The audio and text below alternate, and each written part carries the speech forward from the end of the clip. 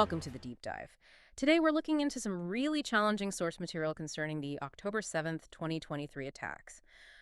Specifically, was this an intelligence failure, a tragic surprise, or was there prior knowledge? A deliberate stand down, as some allege. It's a heavy topic. Our aim here is just to unpack what these specific sources, media reports, bits of testimony, internal documents are actually claiming. It's sensitive, so we'll stick strictly to what's in front of us. And the central tension is right there from the start, isn't it? You have Israel's intelligence, Mossad, Shin Bet, the IDF, considered world-class. So how does an attack like this succeed? Exactly. The sources basically frame it as one of two things. Either it's, and this is a quote, the greatest intelligence failure in modern Israel's history, full stop.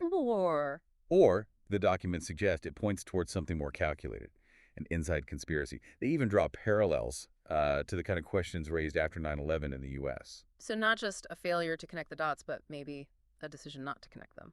That's the controversial core of it, yes. The source material doesn't just focus on a broad failure, but drills down into specific operational details, alleged timing windows, and dismissed intelligence. Let's maybe start with the ground-level claims. Okay. The sources point heavily to testimony from an IDF soldier, Shalom Shitrit. His account apparently got some traction in Israeli media, like Channel 7. What does Kor claim? Shitrit's testimony, as presented, is stark.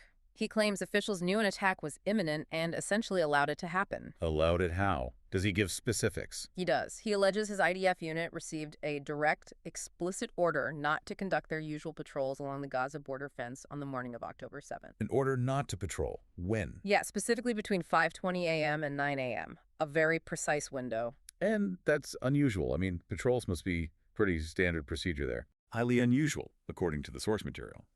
Standard operating procedure would mandate those patrols, stopping them during those key early morning hours. Well, the sources present that alleged gap as the crucial opportunity for the infiltration to begin. Okay, wow. So besides that specific order, did Shittit mention anything else, like earlier warnings? Yes, definitely. He claimed that the soldiers actually on the border, the ones watching the fence day in and day out, had seen and heard increased activity. More chatter, visual signs, suggesting something big was coming. How far in advance? He says a week in advance at least. But according to his account, these frontline warnings were just ignored, brushed aside. Is there any other voice mentioned supporting this stand-down idea? The sources do mention former U.S. National Security Advisor Mike Flynn.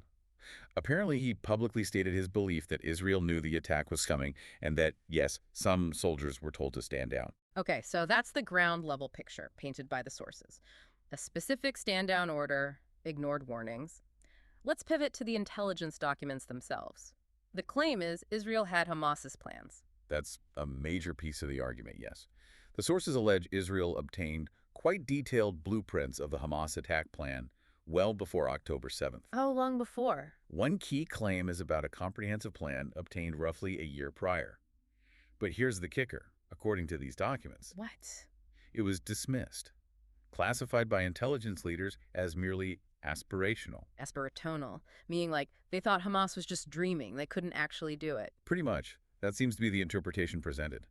So it was filed away. No significant counter preparations based on it. Even if they thought it was aspirational, why not, I don't know, wargame it, check its feasibility? That's the question the sources implicitly raise. They suggest it points to a kind of systemic overconfidence, maybe, a failure of imagination, or perhaps something else. But the detail in the plan, as reported later, seems hard to just brush off. What kind of detail are we talking about? Well, the sources point to a New York Times report from November 30th, 2023. It said Israeli officials had a translated Hamas document, codenamed Jericho Wall, laying out the attack step by step. Like what? Like the initial rocket barrages to overwhelm defenses, using drones to knock out observation posts and communication systems along the fence, and then the infiltration methods, paragliders coming over, fighters on motorcycles breaking through the fence, all apparently detailed in this plan from a year before. That sounds incredibly specific, not very aspirational. It gets even more specific. The sources also highlight a June 2024 report from Haaretz. This report discussed a document circulated by the IDF's Signals Intelligence Unit, the elite Unit 8200. Okay, Unit 8200, what did their document say? This document was apparently shared just weeks before October 7th, and it allegedly detailed Hamas's plan to raid Israeli communities near the border and, crucially, to take hostages. Did it say how many? Yes. It reportedly predicted Hamas aimed to capture between 200 and 250 hostages. And the actual number taken was? Around 240, 250, right in that predicted range. So, wait. A year out, they have the Jericho Wall battle plan. Weeks out, they have a report from their top signals intelligence unit predicting the hostage count with startling accuracy. Correct. That's the sequence laid out in the source material. Then the argument isn't really about failure to gather intelligence, is it? It sounds more like a failure or refusal to believe the intelligence they had. That's precisely the implication drawn by these sources. It shifts the focus from intelligence gathering to intelligence assessment and decision-making, potentially at very high levels. Why was this detailed information seemingly disregarded? Which inevitably leads to the question of why. If we follow the logic presented in these documents, why would anyone allow such an attack? What could possibly be the motive? The sources suggest some pretty stark geopolitical calculations. The argument presented is that the attack, horrific as it was, provided justification. Justification for what? For a massive military response, an all-out IDF military retaliation, as the source puts it. It created a situation that could be framed politically as a just war for national survival, galvanizing support both domestically and, initially, internationally. And the hostage situation played into that. The sources suggest it did, that the mass hostage-taking created a profound sense of national trauma and victimhood, which, according to this viewpoint, provided political cover for subsequent military actions. Okay, but that seems incredibly cynical. Is there a larger strategic context mentioned? Yes, the sources connect this alleged calculation to broader, long-term strategic ambitions, sometimes framed under the controversial term, the Greater Israel Project. Can you explain what the sources mean by that, the Greater Israel Project? In the context of these sources, it refers to alleged long-term goals of territorial expansion or consolidation. They specifically mention objectives, like potentially annexing the Jordan Valley. So the idea is that maybe realizing those long-term goals requires or is made easier by a major crisis or conflict. That's the controversial link the sources are drawing, that the October 7th attack, if allowed or even facilitated, could serve as the necessary catalyst or pretext for pursuing these larger pre-existing geopolitical aims. It's presented almost as a counter to the slogan, "From the river to the sea," tied to biblical interpretations of promised land by some proponents. And the sources draw historical parallels here, right? To suggest this kind of thinking isn't unprecedented. They do. They briefly mention the persistent, though debated, allegations about prior knowledge regarding Pearl Harbor, or some of the theories surrounding 9/11, this idea that governments might, in extreme circumstances, view citizen security as secondary to overriding strategic interests or preserving power. A deeply uncomfortable thought. Trading lives for strategy. It is. And according to the sources, this pattern extends into how the aftermath was handled internally. Officially, Israel launched investigations, and there was an acknowledgement of complete failure. But the sources allege this led to scapegoating. Yes. They claim the narrative quickly focused on individual blame, suggesting that the former IDF Chief of Staff, Herzi Halevi, was positioned as the main scapegoat. Blamed for what, exactly? For the ignored warnings, the misinterpretation of intelligence signals. The sources imply this was convenient, shifting focus away from whether others higher up might have been, as they put it, in the know, or responsible for the alleged dismissal of intelligence.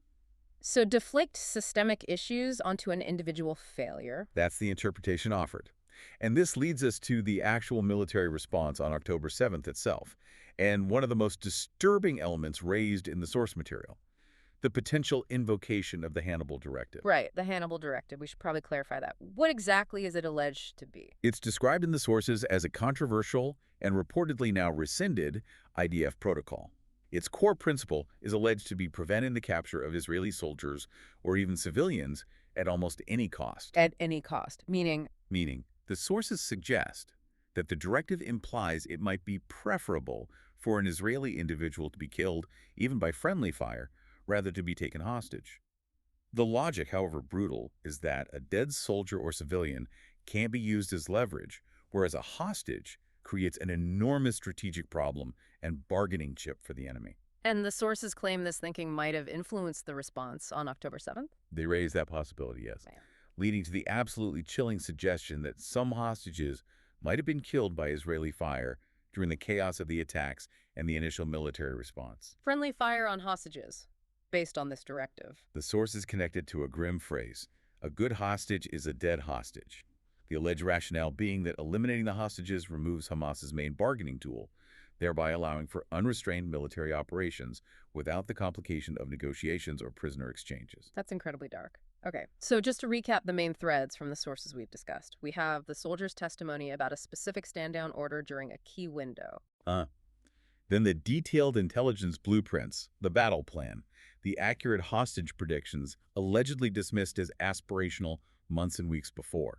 Then the alleged geopolitical motives using the attack as justification for a just war, potentially linked to longer-term goals like the Greater Israel Project. And finally, the questions around the immediate response, the alleged scapegoating, and the potential influence of the Hannibal Directive, leading to claims about friendly fire. It really leaves you, the listener, wrestling with two fundamentally opposing narratives presented in these materials. Exactly. On one hand, you have the official narrative, or the most common one, a colossal, tragic, but ultimately unintentional intelligence failure, a devastating mistake. And on the other? The other narrative, pieced together from these specific claims and documents, suggests something far more deliberate. Ignored warnings, dismissed plans, insider testimony pointing towards an intentional allowance of the attack, maybe to create a pretext for achieving other strategic goals. The fundamental difficult question hanging over all this, as raised by the source material, really seems to be about the relationship between a state and its citizens. When might strategic goals allegedly override the basic duty to protect? It's a profound question.